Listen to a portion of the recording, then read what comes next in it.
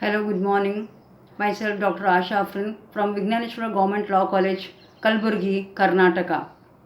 Today, I am dealing with the banking law that is prescribed prescribed by the Karnataka State Law University Hubballi for fourth sem 3 years LLB. So, Negotiable Instrument Act passed in the year 1881, and before going that we should know the terms of negotiable or instruments. So the negotiable means it is a transferability, and instrument means it is a written document. So negotiable instrument means it is an written document which is transferred from one person to another person. And negotiable instrument negotiable instrument is negotiable instrument is the negotiable instrument was defined under section 13 of the act. And there are three kinds of negotiable instrument. One is promissory note, second is bill of exchange, third is check. So section 4 of the Negotiable Instrument Act says about the promissory note. Promissory note is an instrument in writing containing an unconditional promise signed by the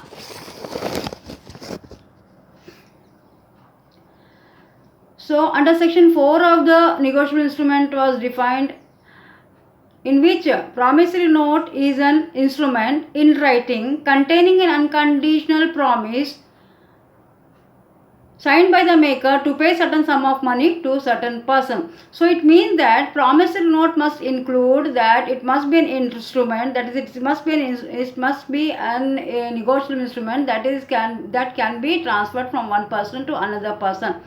It may be transferred by endorsement or delivery. It means that it is an instrument in writing. It is signed by the maker, and it must be a promise, and that promise must be an unconditional one, and it is to be certain person is to be given to certain person with certain sum of money. So before going that, we shall go for the essentials of the promissory note. The essentials of promissory notes are: it must be in writing.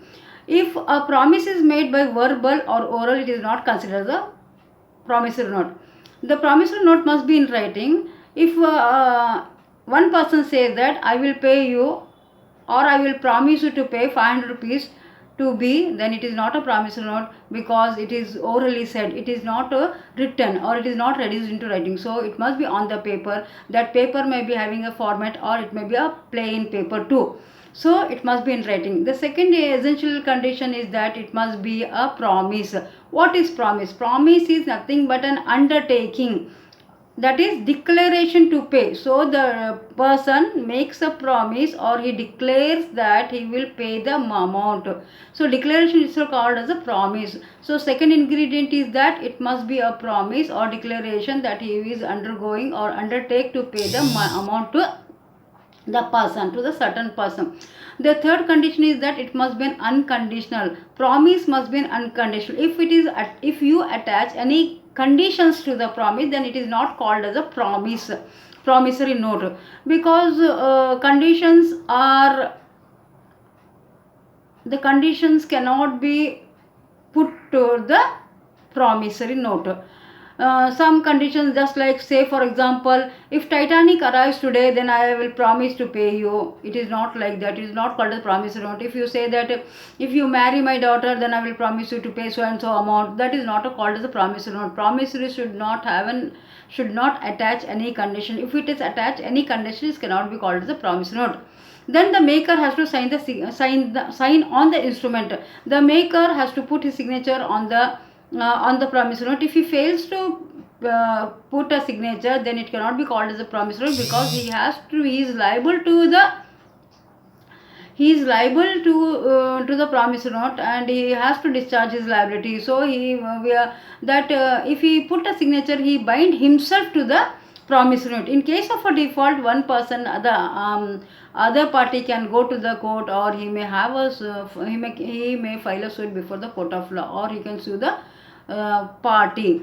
Then that person who is signing the who is making a signature is called a maker. That person must be a certain person. He may be a legal entity, he may be a company, he may be a firm, he may be an individual, he may be XYZ, he may be anything, but he should be a certain in the sense he must be an identifiable person. Vijaya company, or it may be a Narendra, it may be a Sudesh, like that. So that person who is drawing that check, who is drawing the promise note, must be a certain person, identifiable person. That person must not be a vague person. So it must be an identifiable person. The person to whom he is given, that person must be a certain.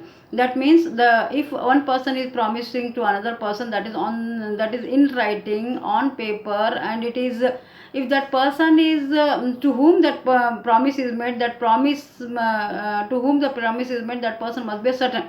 He may be XYZ, but he must be a certain person must be there, so that promise or the amount will go to that person only. So and another thing is there, another essential ingredient is that that certain sum of money must be there, and it should relate to the money and money only. If one person says that he will give, or he will promise to pay thousand bags of grains, bags of rice, then it is not considered as a promissory note. Promissory note must be a certain amount, and that certain amount must be a definite one. It may be 1,000 rupees, 1,000 only, 2,000 only, like that. So it should be that sum of amount, that the amount must be certain, and with these ingredients must be there so as to constitute the promissory note. And in this case there are two parties, that is the drawee and then the payee. The drawee is a person who draws the promissory note, or he is the creator of the promissory note, or he is the executor of the promissory note. And in case of a payee, that is the second party. The payee is a person who will receive the payment. That is, so is that the person is called the payee, or who is having the possession of the instrument, that is promissory note. So this is called as the payee. So there are two parties, one is drawer and then the payee in case of promissory note. Let's move to bill of exchange. Under section 5 of the Negotiable Instrument Act, which was passed in the year 1881, the bill of exchange is an instrument in writing containing an unconditional order signed by the maker to pay certain sum of money to certain person. So here there are three parties, that is the drawer, the drawee and then the payee. So what is that? The bill of exchange, which is defined under section 5 of the Negotiable Instrument Act, which says that the bill of exchange is an instrument in writing containing an unconditional order. That is, in bill of exchange it is not a promise. In bill of exchange it is an order. That order must be an unconditional one. In this case also, if an order is attached to any conditions, then it cannot be called as a bill of exchange. Bill of exchange must possess an order directing some person. That is the second person. Here it comes, that second party is called as a drawee. The first party is a drawer, in which the drawer, the bill of exchange, who is writing that drawer, or who is creating that bill of exchange, that person direct another person. He makes an order to another person to pay certain sum of money to certain person.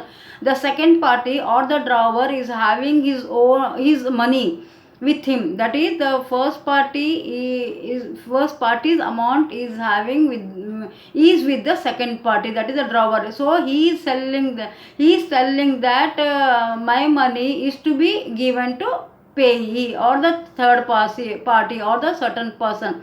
So in this case also, bill of exchange must be in writing, and not only it is in writing, it should be reduced into writing. It should not be oral, it should not be verbal, and it must be an order. It is not a promise, it must be an order, and that order must be an unconditional one. That is, you should not put any conditions. If you put any condition, that is not called the promissory note. And that bill of exchange must be signed by the maker. That is, the person who is creating that bill of exchange must be a creator or executor of the bill of exchange. So he must put a signature on the bill of exchange. Otherwise he not bind himself or is not liable for the bill of exchange. And then the drawee must be sometimes in case of a bill of exchange, the drawee may be may be a specified person or it may be a specified banker, but it is not necessary that it must be a banker only. He may be an XYZ, he may be an individual, he may be a company or like that.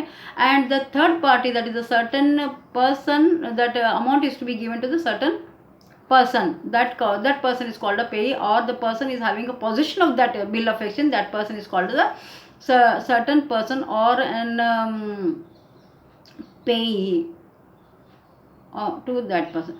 So the bill of exchange is nothing but an instrument. It is in writing, signed by the maker, containing an unconditional order directing certain person to pay certain sum of money to certain person. So here also it must contain a money and money only. If you make any gift, if you make any properties, if you give any mobile, then it is not considered as a bill of exchange. It must money, and money must be certain. Certain in the sense it may be 1 lakh rupees or it may be 2 lakh rupees, but it must be whatever the amount is there, that must be certain amount must be there. So here in this case there are three parties, that is the drawer, the drawee, and then the payee. Drawer is the person who draws the bill of exchange. Drawee is the person in whose favor the bill of exchange is made. So drawee is going to pay the amount to the payee. The payee is a person who receives the payment. So that person is called a payee. Now let's move to the third negotiable instrument, that is called the check.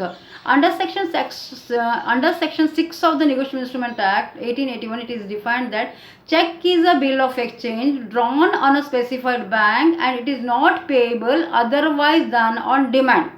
That is, it is like a bill of exchange, and two additional conditions are attached. That additional conditions are that it must be specified banker. It must be a specified banker, and other condition is that it must be payable otherwise on demand. It must be a specified banker. In case of a bill of exchange, we have seen that drawee may be a banker or he may be a specified person. But in case of a check, he must be a specified banker. That banker must be a certain. That is, it may be a Vijaya Bank, it may be a State Bank of India, it may be a Syndicate Bank, or it may be a Mysore Bank. Whoever that bank may be, the banker must be a specified banker so as to constitute a check. Along with the bill of exchange, it means that bill of exchange is a check. Not only that, it is drawn on a specified bank and it is not payable otherwise on demand. Until and unless you make a payment before the court is not going to pay your honor your check, because banker is considered as a privileged debtor. They are not general debtors. General debtors or XYZ person will come to your home and he will pay your or honor your checks or pay your amount. But in case of a banker is called as a privileged debtor because special debtor, because that person until and unless you make a demand before the bank, or until and unless you approach to the bank is never discharge its liability. It will not collect the check, or it will not honor your check. In case of a death of a customer also, the legal representative or the heirs of the customer, they have to approach to the bank, and then only bank discharges its duty, or it may called as the bank may honor your check. So check is nothing but an instrument which is a bill of exchange payable on demand, and it is specified, and that must be drawn before the specified banker. So bill of exchange means that is check includes bill of exchange, means it must be all the ingredients of the bill of exchange. That is it must be in writing, it must be an order, it must be an unconditional order, it is signed by the maker, and then the drawer must be a certain person, and it must be a specified banker. The thing is that here we have to consider that the drawer must be a specified banker. The particular bank must be there so as to called as a drawee, and then the certain amount must be there, that must be money and money only, and then to whom that amount is to be given, that is the payee must be certain. Along with these conditions, two additional conditions, that is drawn on a specified bank, and the second is payable on demand. Unless and until the customer makes a demand, till that the banker will not open its gates. So like that, so we called it is a privileged banker. Then under section 6 of the check there are three parties, that is drawer, the drawee, and then the pay. Drawer is the person who makes the who creates the check, and then the drawee is a bank only. In case of a check, he must be a specified bank, and in case, and third party is a payee. So if we compare or make a distinction between the promissory note and the check, in a promissory note there are two parties, that is the drawer and then the payee. In case of a check there are three parties, that is drawer, drawee, and then the payee. In case of promissory note it is a promise and it is an unconditional promise. But in case of a check it is an order directing some person to pay certain sum of money to certain person. So it is an unconditional unconditional order in case of a check. In case of a promissory note, the liability is primary of the drawer, that he has to pay to the payee. But in case of a check, the drawer's liability is secondary, because the drawee has to pay or honor the check to the payee. In case if the bank fails or makes a default, then only the primary liability is with the drawer. So primary liability in case of promissory note is with the drawer, but in case of a check the primary liability is with the drawee. So, and in case of a grace period is concerned, the check will not have any grace period, that is for 3 years or it may be anything. But in case of a promissory note also there is no there is a grace period, and in there is no need of a check to make it for 3 sets. But in case of only in case of bill of exchange there must be 3 sets. So if we go for the changes that made or the amendments made to the negotiable instruments, the changes are made under in the Negotiable Instrument Act, which was passed in the year 2005. The act says that is the Negotiable Instrument Amendment Act 2015. In that it is that check was given an extended meaning, that is check includes electronic image of a truncated check. Now what is truncated check? Truncated check means it is a check clearance system that involves the digitalization of physical paper check into substitute electronic form for transmission to the paying banker. It means that it is a process to reduce the physical paper into and to transform it into digitalization. With this we conclude the negotiable instruments. Thank you.